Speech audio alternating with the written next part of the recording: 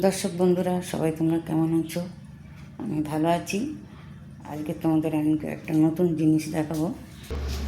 তো এই দেখো, এটা আজকে নতুন নামালাম। কি সুন্দর রঙটা, আগে দেখিনি তারপরে বলছি। দেখো, আজকের এই প্রথম নামাচ্ছি। এটা ছর্দির দিদি ছর্দিকে দিয়েছে, জন্মদিনে গিফট করেছিল।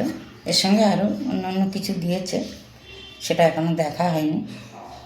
তো এটা তোমাদের কীরকম লাগলো সবাই বলবে কিন্তু। এইটাতে আজকে আমি প্রথম মুসুরির ডালের চপ বানাবো, বানিয়ে তোমাদেরকে দেখাবো। তো মুসুরির ডাল বাটার মধ্যে আমি কী কী দিয়েছি তোমাদেরকে দেখাচ্ছি। এই যে ডাল বাটা, এই পাশে ডাল বেটে রেখেছি, এখানে আগে তোমাদের দেখাতে পারিনি। আর পেঁয়াজ এখানে দিয়েছি, 4টে পেঁয়াজ দিয়েছি, কাঁচা লঙ্কা দিয়েছি স্বাদ মতন, লবণ, 1 চিমটি হলুদ দিয়ে এবারে মাখবো। আমার ভালো মতন সব মাখা হয়ে গেছে। এবারে তেল গরম হয়ে গেছে, তেলে দেবো। তেলটাকে আরেকটু গরম হতো। আবার এগুলোকে এক কাঁচা করে ভেজে তুলবো, তুলে একটা বাটি দিয়ে চেপে চেপে গোল আকারে করবো। চ্যাপটাও হয়ে যাবে, তাহলে ভেতরটা কাঁচা থাকবে না। দেখাবো সেটা আমি তোমাদেরকে। তো আমি তোমাদেরকে বলেছি অল্প একটু ভেজে তুলে আবার একটু চ্যাপটা করবো। তো এই যে দেখাচ্ছি এরকম করে করি।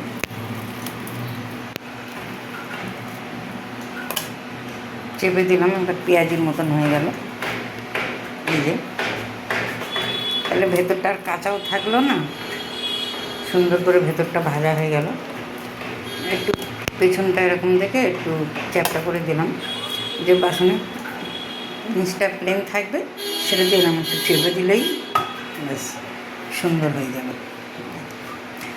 তোমরা চপও বলতে পারো, মুসুরির ডালের বড়াও বলতে পারো, যেরকম তোমাদের ইচ্ছা। এবারে আবার আমি এটাকে দিয়ে দেবো তেলের মধ্যে। এবার লাস্ট ভালো করে ভাজবো।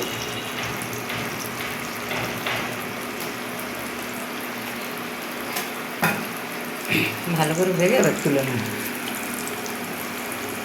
একটু চ্যাপটা করে দিলে তো ভেতরটাও ভালো ভাজা হয়ে যায়।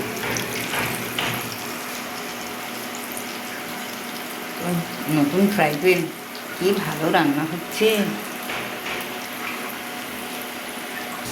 তো দেখো, অনেকগুলো একসাথে ভাজাও হয়ে যাচ্ছে। আর একটু লাল হলে তুলে নেব। এটা তুলে নিয়ে সত্যিকে দেখে ভাজতে দেবো। বাটিগুলো আবার আস্তে আস্তে পরে ভাজবো। এই দেখো, ডালের বড়া রেডি। কীরকম ভাজা হচ্ছে বলবে তোমরা, দেখে লাইক কমেন্ট শেয়ার করবে।